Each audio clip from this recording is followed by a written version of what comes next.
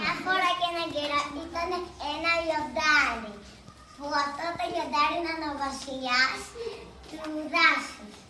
Αυτό το λιοντάρι όταν έκανε κάτι κακό κάποιος το έβαζε για τιμωρία.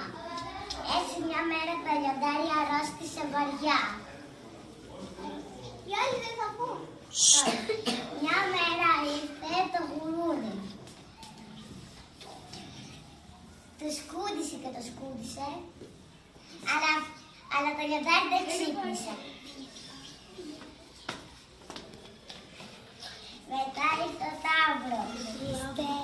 Αυτός το σκούντισε και το σκούντισε και δεν ξύπνησε. Και μετά ήρθε ο γάιδαρος και τον κλώτσισε λίγο. Και το λιοντάρι δεν συνήλθε πάλι. Έτσι μια μέρα φώναξε όλο το δάσος. Εσείς είπατε. Ωραία. Μια μέρα και εγώ ήμουνα νέος. Μα γίνετε κι εσείς μετά γέροι. Όμως θα χάσετε τη δύναμη και δεν θα χάσετε την ψυχή και την αγάπη και την καλοσύνη.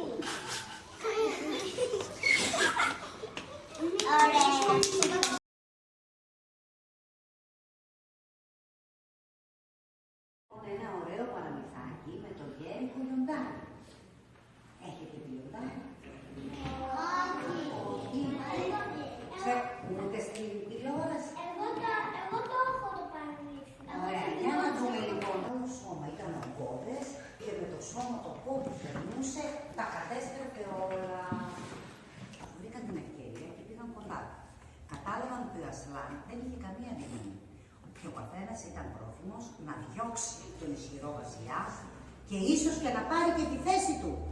Είδατε τι πήγανε να κάνουν? Μόλις τον είδαν ότι ήταν ξαπλωμένος γέρικος, να πάρουν τη θέση του. Και φυσικά ποιο λέτε να ήρθε πρώτο, να πάρει τη θέση του. Αλλά πάλι ο Ασλάν δεν αντέδρασε. Ήταν ξαπλωμένος στο ίδιο μέρος. Εξαντλημένος. Ξέρετε οι γάιδαροι με τα πόδια τους πίσω πώς χτυπάνε, δυνατά χτυπάει το λιοντάρι. Το λιοντάρι το καημένο και που ήταν έτσι, συγκλονίστηκε από την θα πεθάρισε λίγο, είδανε τους άλλους να πάνε να πάρουν τη θέση τους, οπότε υπήρχε μια ταραχή. Σου, τι θα γίνει, τι θα απογίνει, καταλαβαίνετε, πανικός. Η δύναμη. Προσπάθησε το καημένο το συγκλώνησε όλο το λάθος. Ταράχτηκαν με αυτά που άκουσαν, κατάλαβαν το λάθος τους δηλαδή, καταλάβατε. Ότι δεν ήταν σωστό όλο αυτό το πράγμα που κάνανε. Για πάντα ο σεβασμός και η καλοσύνη. Συμφωνείτε? Ναι.